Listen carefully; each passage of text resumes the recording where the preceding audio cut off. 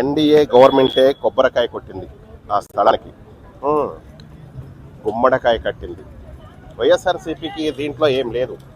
దాంట్లో ఏదో పుల్లబెట్టి మనోడు ఏదో కెలకాలని చూశాడు. ఇప్పుడు ఈ అమరావతిని ఎలాగా ఆపారో అబ్జెక్షన్ చేశారో అట్లాగే భోగాపురం ఎయిర్పోర్ట్ కూడా చేయాలని చూశారు. కానీ జగన్ రెడ్డి గారు మీరు ఇలా చేయటం కరెక్ట్ కాదు. సరే, మిమ్మల్ని విమర్శించడాలు ఇవన్నీ కరెక్ట్ కాదు. ఇంకోటి ఏంటంటే మీరు కొన్ని ప్రాబ్లం చేశారు. ఎట్లా అంటే 2 డేస్లో ప్రధానమంత్రి వస్తాడని మీకు తెలుసు. మీకు తెలిసే ఇంకొక 2 డేస్ తర్వాత జైల్లో ఉన్న అప్పలరాజుని పరామర్శించడానికి నువ్వు వెళ్ళొచ్చు. 2 డేస్ ముందు ఎందుకు వెళ్ళావు? నేను నిజాన్ని నిర్భయంగా మాట్లాడతా, ఎవడికి డప్పు కొట్టను. అది కరెక్టా రాజకీయం? చెప్పు. ఆంధ్రప్రదేశ్లో ఒక చరిత్ర సృష్టించే ఎయిర్పోర్టు, పెద్ద ఎయిర్పోర్ట్, నేషనల్ ఇంటర్నేషనల్ ఎయిర్పోర్ట్.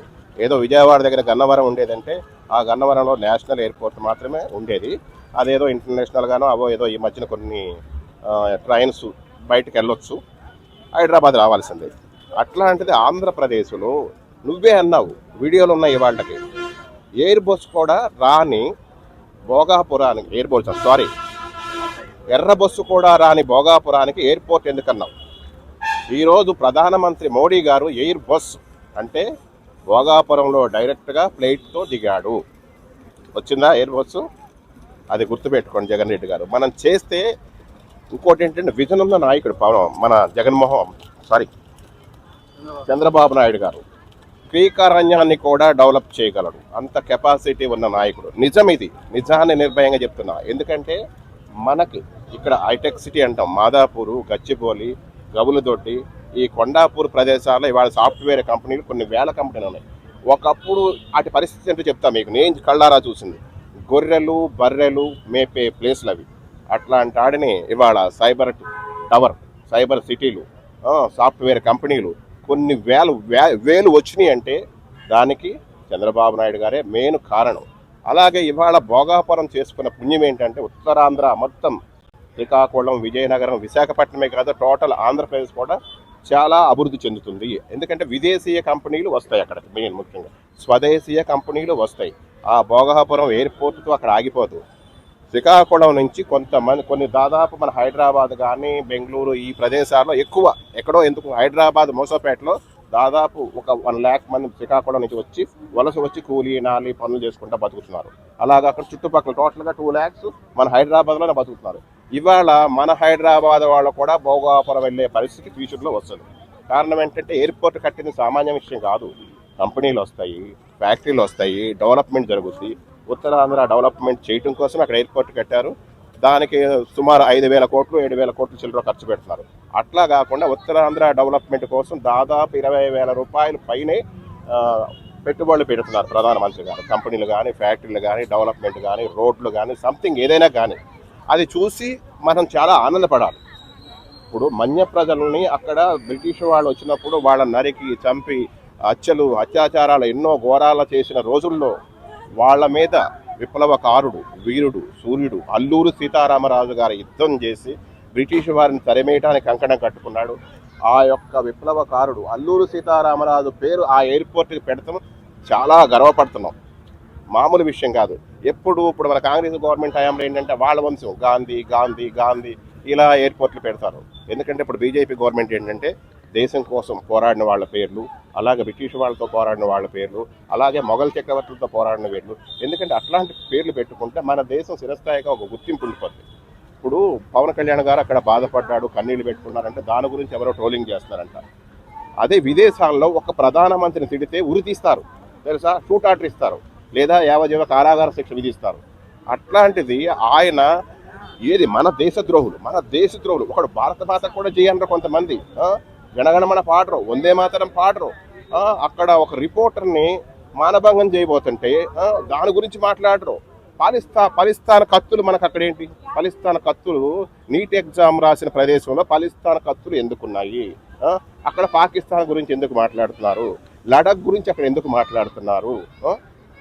అసలు ఇవన్నీ లేకుండా నీట్ ఎగ్జామ్ స్టూడెంట్స్ సమస్య కాబట్టి ప్రభుత్వ అధికారులతో దానికి సంబంధించిన విద్యాశాఖ మంత్రితో వీళ్ళతో ఫైట్ చేయాలి. అసలు వీళ్ళందరూ ఎవరు? ఇప్పుడు కాంగ్రెస్ పార్టీకి అక్కడ ఏం సంబంధం ఉంది? ఆమ్ ఆద్మీ పార్టీకి అక్కడ ఏం సంబంధం ఉంది? అఖిలేష్ యాదవ్ పార్టీకి ఏం సంబంధం ఉంది? ఇప్పుడు నీట్ ఎగ్జామ్ స్టూడెంట్స్ని అడ్డం పెట్టుకుని వాళ్ళకి సపోర్ట్ చేయండి, నో ప్రాబ్లం. వాళ్ళు అడ్డం పెట్టేసుకుని మీరు దేశాన్ని సర్వనాశనం చేయాలనుకోవటం ఇది చాలా దారుణమైన పరిస్థితి. మీకు మోడీ గారు లాంటి ప్రధానమంత్రి ఈ ప్రపంచంలో ఎక్కడైనా ఉన్నాడా? అరే, దిక్కు మొక్కు లేని భారతదేశాన్ని ఒక అగ్రస్థానంలో నిలబెట్టాడు ఇవాళ. ప్రపంచంలోనే 1, 2, 3, 4 ప్లేస్లో ఉంది ఏ రంగంలో అయినా సరే. అట్లాంటి వాడి మీద మీరు ఇట్లాంటి దేశద్రోహ పనులు చేయటం కరెక్ట్ కాదు.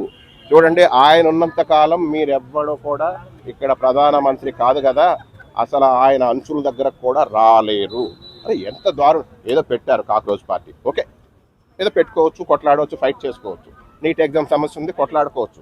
అంతేగాని ప్రధానమంత్రిని టార్గెట్ ఏంటి? అరే, మన కాశ్మీర్ ముఖ్యమంత్రి పొగుడుతున్నాడు రా ప్రధానమంత్రిని. ఎందుకు పొగుడుతున్నాడు? ఇప్పుడు అండర్ గ్రౌండ్ ట్రైన్ వేశారు, అక్కడ బ్రిడ్జిలు కడుతున్నారు. ఏంటి, కొండల మీద బ్రిడ్జిలు కడుతున్నాడు ఆయన. అక్కడ ఒకప్పుడు కాంగ్రెస్ హయాంలో ఏంటి రాడ్లు, కత్తులు, తుపాకులు పట్టుకుని తిరిగే పిల్లలు ఇవాళ బుక్స్ పట్టుకుని బ్యాగులు పట్టుకుని కాలేజీలు స్కూల్కి వెళ్తున్నారు. దేశం చాలా అభివృద్ధి చెందుతున్నారు. ముస్లింసే ఒకప్పుడు ముస్లిం సోదరులు కొట్లాడి పిగిన అట్లాంటి ముస్లిం సోదరులు ప్రతి ఒక్కళ్ళు కూడా ఇవాళ మోడీ గారిని పొగుడుతున్నారు. పాకిస్తాన్ వాళ్ళు పొగుడుతున్నారా, విదేశీయులు పొగుడుతున్నారా? మీకేమైంది? దేశద్రోహం ఉండా కొడకల్లారా, ఇంకా మీరు మారరా? మీకు బుద్ధి రాదా? దేశం మీద ప్రేమ లేదా? ఎందుకు నీ దేశాన్ని నువ్వు నాశనం చేసుకుని నువ్వు ఉంటావా? నువ్వు కూడా దాంట్లో నాశనం అయిపోతావు, అది గుర్తుపెట్టుకో. అర్థమైందా? ప్రధానమంత్రి గారికి సహకరించండి, సపోర్ట్ చేయండి. ఆయన ఏమైనా తప్పు చేశాడా? తప్పు చేస్తున్నాడా? అట్లాంటివి ఏమి లేవు. లేకపోతే ఆయన ఏం మీకు ఎవడో ఏపమ్మ ఎప్పటికప్పుడు ప్రధానమంత్రులు అయిపోదామనా, ముఖ్యమంత్రులు అయిపోదామనా, ఎంపీలు అయిపోదామనా? అలా చూడకండి. దేశాన్ని ఎవరు బాగు చేస్తున్నారు ఏంటి, అదే మనకు ముఖ్యం. ఇప్పుడు తండ్రి కరెక్ట్గా ఉన్నప్పుడు ఆ కొడుకు ఈ కొడుకుతో తండ్రి చూసుకుంటాడని. ఇప్పుడు తండ్రిలాగా ఒక దేవుళ్ళలాగా ఆయనకి ఏమైనా ఒక ఆస్తి ఉందా? ఆయనకు ఒక ఇల్లు ఉందా? ఆయన ఓన్గా ఆయనకంటూ ఏదన్నా ఉందా? ఒక్కొక్కడు వేల కోట్లు, లక్షల కోట్లు సంపాదించుకుని ఇంకా తిన్నదరక్క దేశాన్ని దోచుకుంటామని తయారైపోతున్నారు. ఆడెవడో విదేశాల్లో ఉన్న వాళ్ళు ఎయిర్పోర్ట్లో దిగేసేసి జంతర్ మంతర్ దగ్గర మాయాజలం ఏంటి, అది తెలుసుకోండి దయచేసి. ఎందుకంటే ఈ మ్యాటర్ ఎక్కడికో వెళ్తుంది. మనం భోగాపురం ఎయిర్పోర్ట్ అన్నాం. ఇవాళ భోగాపురానికి ఆంధ్రప్రదేశ్కి 20,000 కోట్ల రూపాయలు ప్రధానమంత్రి గారు డెవలప్మెంట్కి మనకి ఫండ్ ఇచ్చారు, చేస్తున్నారు కార్యక్రమాలు. ఏదైనా ఎవడమైనా కానీ మంచి చేసేవాళ్ళని ప్రోత్సహించండి దయచేసి. అది జంతర్ మంతర్ దగ్గర జరిగింది మాత్రం మాయాజలం. దయచేసి దాన్ని తిప్పికొట్టండి, ప్రశ్నించండి. కాక్రోచ్ పార్టీ స్టూడెంట్స్ మనం కాదంటలా, ఎందుకంటే అది కూడా వ్యక్తిగత స్వార్థపరులు ఆమ్ ఆద్మీ పార్టీ వాళ్ళు పెట్టుకున్న పార్టీ. అది ఆమ్ ఆద్మీ పార్టీని అక్కడ ఓడిపోయాడు కాబట్టి ఢిల్లీలో అది పెట్టుకుని వీళ్ళందరిని అడ్డం పెట్టిన ఏదో వ్యవహారాలు చేయాలి. అలా చేయకండి దయచేసి. ఇప్పుడు ఎగ్జాము ఏమైనా పరిస్థితులు ఉంటే వాటి గురించి మాట్లాడండి. ఏవో అడ్డాలు పెట్టేసేసుకుని ప్రధానమంత్రిని దించేద్దాం, ప్రధానమంత్రి దిగిపోవాలి. ప్రధానమంత్రిని ఎంత గలేజ్ మాటలు మాట్లాడారా? పవన్ కళ్యాణ్ గారు ఇవాళ అక్కడ కళ్ళంపడి నీళ్లు పెట్టినాడు స్టేజ్ మీద. ఒకటి యువత కూడా చెప్తున్నా, తల్లిదండ్రులు చెప్తున్నా అని చెప్పాడు ఆయన. మంచిగా అంత మంచిగా ఎవడని చెప్తాడా? మంచి మార్గంలో నడిపించండి, మంచి చెప్పండి, మంచి బోధించండి పిల్లలకి. ఎందుకంటే ఇప్పుడు రాంగ్ రూట్లో వెళ్ళారనుకో అట్లా అయిపోతారు. గంజాయిలకి, బ్రౌన్ షుగర్లకి, మత్తు పదార్థాలకు ఆడిపోతే అట్లా వరస్ట్గా తయారైపోతారు. దయచేసి యువతకు చెప్తున్నా, మంచి ఫ్యూచర్ ఉంది మీకు, మంచి లైఫ్ ఉంటుంది. ఒక క్రమశిక్షణతో పెరగండి, మన దేశం చాలా అభివృద్ధి చెందుతుంది. అలాగే మీకు మంచి మంచి అవకాశాలు ఉంటాయని ప్రధానమంత్రి గారిని మనం ఎల్లప్పుడూ ఎన్నుపూసగా సపోర్ట్గా ఉండి మనం ఆయన కాపాడుకుందాం చెప్తున్నాం.